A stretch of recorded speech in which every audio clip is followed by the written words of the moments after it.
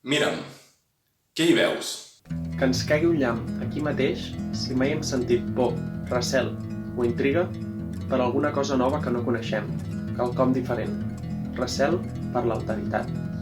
Aleshores, no puc culpar algú que en primera instància em mira i bé, potser no m'ajusto a la seva normalitat.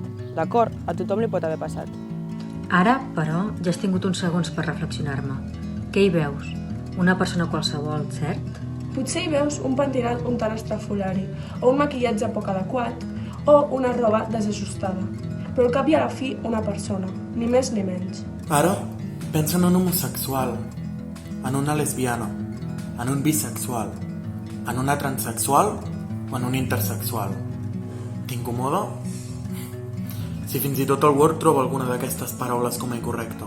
Però el podem culpar? No, i per una raó molt senzilla. Si el Word pren per errònia la paraula intersexual és perquè la responsable de fer el seu diccionari l'ha programat malament. No podem culpar a qui ha estat mal ensenyat, mal educat. Aquestes persones han estat absorbides per una cultura que tan sols accepta l'homogeneïtat. Quan quelcom és nou, la tendència sempre és espantar-se, negar-ho, rebutjar-ho o reprimir-ho. A tots ens ha passat.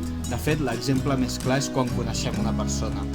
Quantes vegades hem hagut de canviar la nostra manera de ser davant persones recentment conegudes? No les podem culpar. Totes són marionetes que seguim els moviments que ens han ensenyat. És per això que és vital tenir una educació pública amb la màxima qualitat possible que tingui en compte totes les realitats diverses. Només així podrem fer front a la ignorància que generen les ideologies fonamentades en la uniformitat, basant-se en la supremacia, la intolerància i la incultura.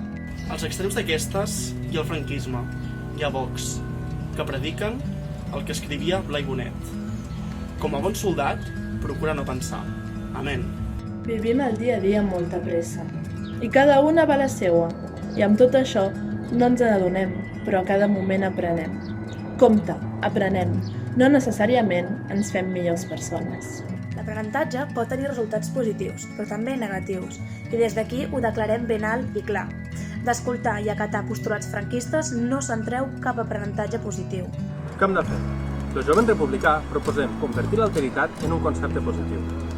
Valorem la sort de la diversitat. No ens quedem només en blanc o negre.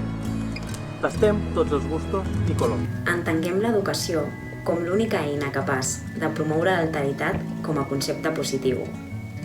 En la nostra diversitat rau el nostre ser. De la norma en surt un prototip. De la diversitat en surt la vida. Trenquem, doncs, amb aquesta ànsia de seguir una rutina on suposem l'esdevenir de la vida. Trenquem amb els nostres prejudicis. No hem de tenir por ni de combatre la norma establerta ni de trencar amb la uniformitat. No hi ha cap problema si, com escrivia Estallés, dues noies ferozment ens amem des del matí a la nit, o si a una noia no li agraden els talons, o si a un noi li agrada que li mengin el cony. Espera, però què defineix a un noi o a una noia? Fins a quin punt hem de deixar en mans de les hormones un fet aleatori que decideixi sobre el nostre sexe i el nostre gènere?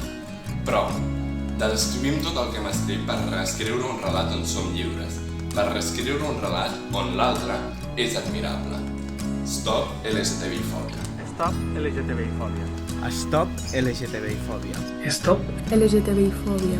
Stop LGTBI-fòbia. Stop LGTBI-fòbia. Stop LGTBI-fòbia.